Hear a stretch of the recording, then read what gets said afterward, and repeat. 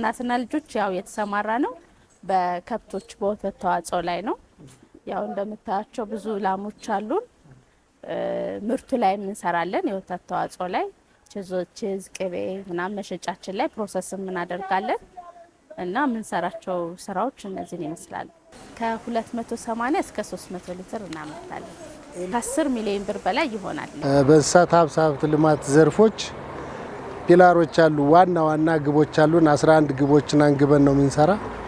የ25 ዓመት አሻጋሪና እድገትና ዘላቂ ልማት እቅድና የ5 ዓመት ስትራቴጂክ እቅድ በማቀድ ከዛ በመቅዳት ማለት ነው የ2018ን እቅድ አቅደን ከአጋር አካላት ጋር የጋራ አድርገን ማለት ነው ከሚመለከታቸው ባለሙያዎች ጋራ የጋራ ምክክር በማድረግ የ2017ን ገምግመን እውቅና ከሰጠን በኋላ 2018 እቅድ ፖቴንሻልን ቤዝድ አድርገን ቀበሌዎች ላይ ብሬክ ሰርተን ወደ ተግባር የገባንበት ምዕራፍ ላይ ነው የምንገኝ ማለት ነው። እንግዲህ እንደኛ ከተማ 25 የከተማ ቀበሌ 11 የገጠር ቀበሌ 36 በድምሩ ቀበሌዎችን ያካተተ ነው።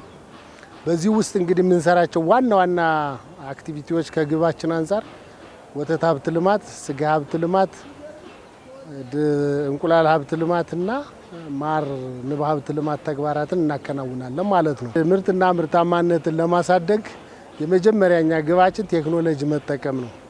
ቴክኖሎጂ ስንጠቀም በወተት ሀብት ልማት እንግዲህ ምርትና ምርታማነትን የሚያሳድጉ ቴክኖሎጂዎች የመጀመሪያው ዝርያ ማሻሻል ነው። ዝርያ ማሻሻል እኛ በሰው ሰራሽ ዝርያ ማሻሻል በመስራት የተሻሻሉ ዝርያ ያላቸውን ዘር የአካባቢ ላሞችን በማዳቀል ምርት እንዲያድግ ማድረግ ነው። ይህን ታሳቢ አድርገን ስንሰራ በከተማችን 2 የመንግስት አዳቃዮች አሉን። በግልና ሌሎች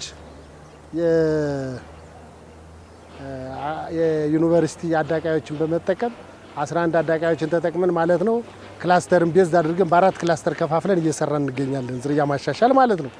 ይህን ስንሰራ ደግሞ ሴክስድ ሴመን እንስት ጥጃ የሚያስወልድ ቴክኖሎጂ አለ።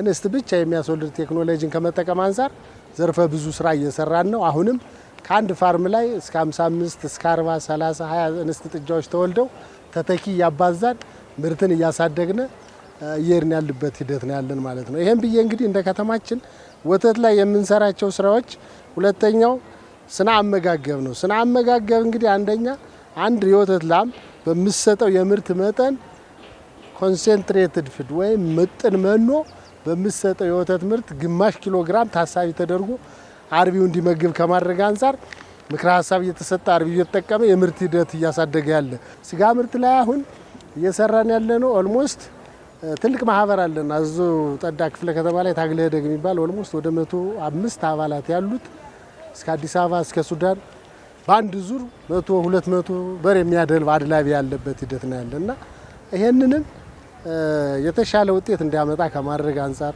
አጋዥ ኃይሎች አሉ። አመልዳዴ አሁን በበግና ፍየል ማድለብ ሪቮልቪንግ ፈንድ ነው፣ ኦንላይን ሲስተም ነው። ኦልሞስት ለ120 ወጣቶች በበግና ፍየል ማድለብ ብድር ሰጥቶልናል። ለአንድ ወጣት ታሳቢ 85 ሺህ ብር በላይ እስከ 15 በግ ገዝቶ ቢያደልብ ተብሎ በፕሮግራም ተሰርቶለተኝ ብድር ተሰጥቶልናል። ኦንላይን ከ10.4 ሚሊዮን ብር በላይ ኢንቨስት አድርጎልናል ማለት ነው። በተመረጡ 5 ቀበሌዎች ማለት ነው። የዶሮ ስጋ አሁን የ45 ቀን አለን። ብሮይለርስ ነው የሚባሉ የ45 ቀን ዶሮ በ45ኛ ቀኑ ከ2.5 እስከ 3 ኪሎ ግራም ይመዝናል ተብሎ ነው የሚታሰብ ስጋው።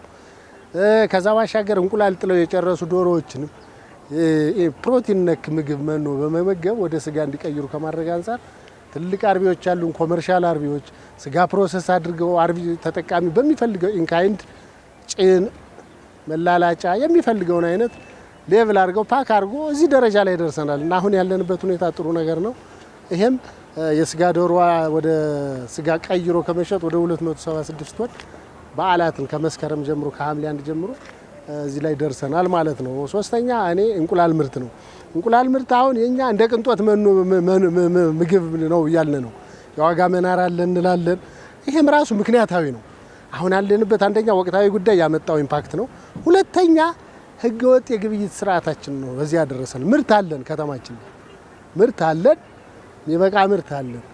በህግ ማዕቀፍ አድርጎ በስርዓት ከተመራ የተመረተው ምርት ቀጥተኛ በሚፈለገው መንግስት ባስቀመጠው አቅጣጫ ተተምኖ ቢሸጥ ከተማችን ላይ የተሻለ ምርት አለ፣ ገበያችንን መሸፈን የሚችል ነው። ከአንድ አርቢ ላይ ብቻ በሚሊዮን የሚቆጠር እንቁላል በቀን ኮሌክት እየተደረገ ለአርቢው ለተጠቃሚ እየደረሰ ነውና አሁን ያለ የግብይት ሂደታችን ህገወጥነት የተበራከተበት መሆኑ ወደ ሱዳን ይሄዳል።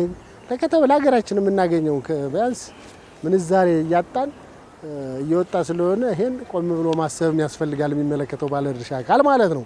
ኦልሞስት 1600 በላይ ወጣት በዶሮ ሰጥቶልናል።